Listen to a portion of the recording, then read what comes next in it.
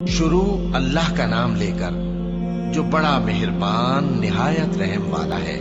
ان فرشتوں کی قسم جو ڈوب کر کافروں کی جان کھینچ لیتے ہیں، اور ان کی جو مومنوں کی جان آسانی سے نکالتے ہیں، اور ان کی جو تیرتے ہوئے جاتے ہیں پھر لپک کر آگے بڑھتے ہیں، پھر دنیا کے کاموں کا انتظام کرتے ہیں کہ وہ دن آ کر رہے گا جس دن وہ زلزلہ آئے گا، پھر اس کے پیچھے اور زلزلہ آئے گا۔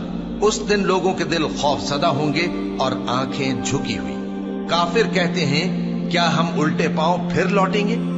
بھلا جب ہم کھوکھلی ہڈیاں ہو جائیں گے تو پھر زندہ کیے جائیں گے؟ کہتے ہیں کہ یہ لوٹنا تو سراسر نقصان کا لوٹنا ہوگا۔ تو بس وہ ایک ڈانٹ ہوگی، اس وقت وہ سب میدان حشر میں آ جمع ہوں گے۔ بھلا تم کو موسیٰ کی حکایت پہنچی ہے جب ان کے پروردگار نے ان کو پاک میدان یعنی طوٰ میں پکارا اور حکم دیا کہ فرعون کے پاس جاؤ کہ وہ سرکش ہو رہا ہے، پھر اس سے کہو کہ کیا تو چاہتا ہے کہ پاک ہو جائے اور میں تجھے تیرے پروردگار کا رستہ بتاؤں تاکہ تجھ کو خوف پیدا ہو؟ غرض انہوں نے اس کو بہت بڑی نشانی دکھائی مگر اس نے جھٹلایا اور نہ مانا۔ پھر لوٹ گیا اور تدبیریں کرنے لگا، سو اس نے لوگوں کو اکٹھا کیا، پھر بلند آواز سے بولا، سو کہنے لگا کہ تمہارا سب سے بڑا مالک میں ہوں۔ تو اللہ نے اس کو دنیا اور آخرت دونوں کے عذاب میں پکڑ لیا۔ جو شخص اللہ سے ڈر رکھتا ہے اس کے لیے اس قصے میں عبرت ہے۔ بھلا تمہارا بنانا مشکل ہے یا آسمان کا؟ اللہ نے اس کو بنایا، اس کی چھت کو اونچا کیا، پھر اسے برابر کر دیا، اور اسی نے رات تاریک بنائی اور دن کو دھوپ نکالی، اور اس کے بعد زمین کو پھیلا دیا۔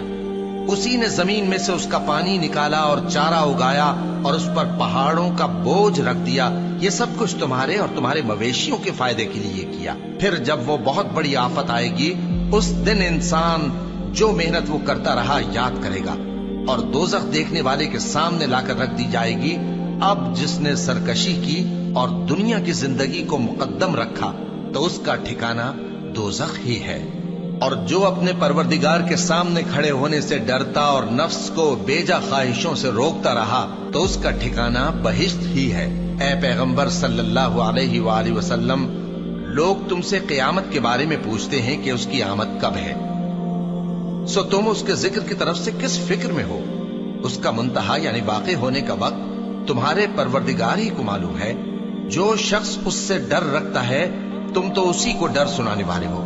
جب وہ اس کو دیکھیں گے تو ایسا خیال کریں گے کہ گویا دنیا میں صرف ایک شام یا ایک صبح رہے۔